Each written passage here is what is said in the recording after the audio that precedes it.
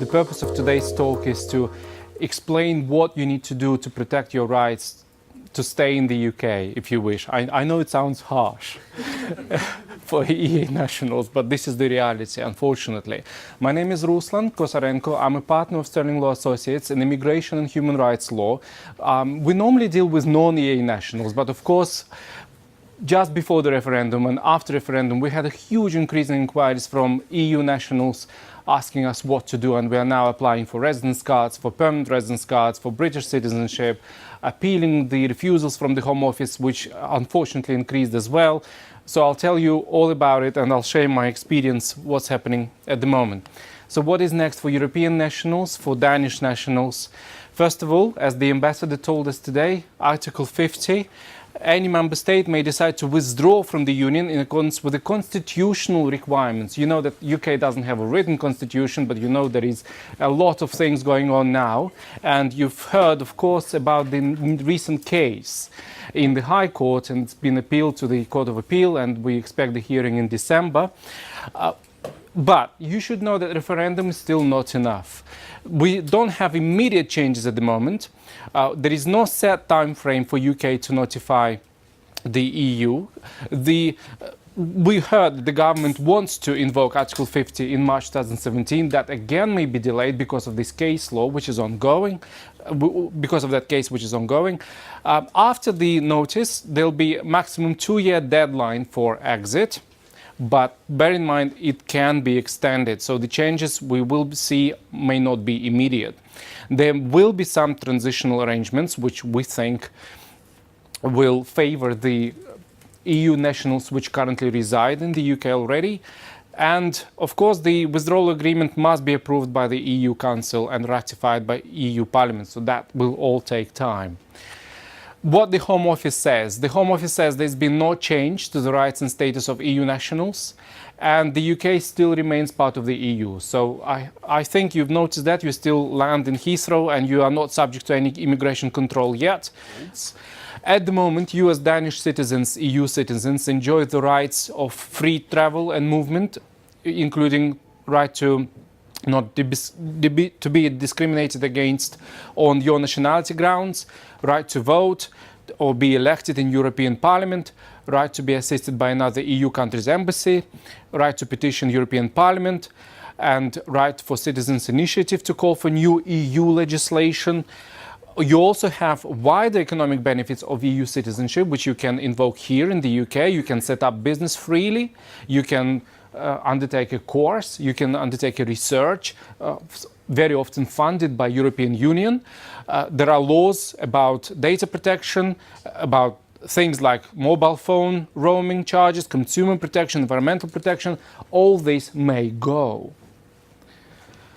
And of course, the question today, how you are going to protect your rights if you're already here, or how your family members are going to protect their rights if they just want to come or they want to come in the future.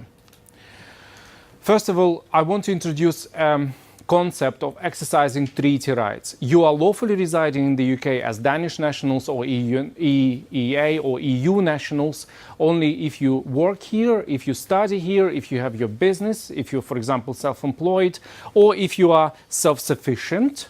And the last category is job seeker, but job seeker is normally for 3 months. There are some extensions, but I'm not going to focus on that.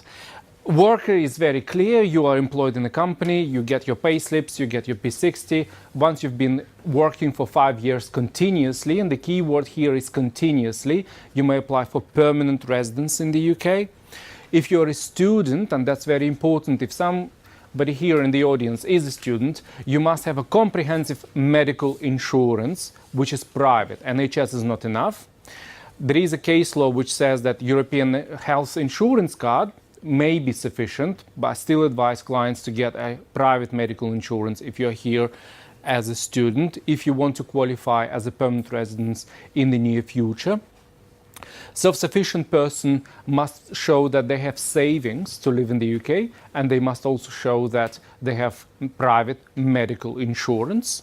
Self-employed person must show that their business is running, is active, genuine, and they sometimes are required to show a lot more documentation than workers, such as SA 302, letter from accountant, your self-assessment, your submissions to the Inland Revenue, your bank statements for the whole period for 5 years, and so on. So again, I'm happy to answer any questions if somebody here is self-employed, because this is what the Home Office tends to refuse on if you apply for permanent residence after you've been self-employed. Sometimes the Home Office says that you don't have enough documents to show that you have actually been self-employed.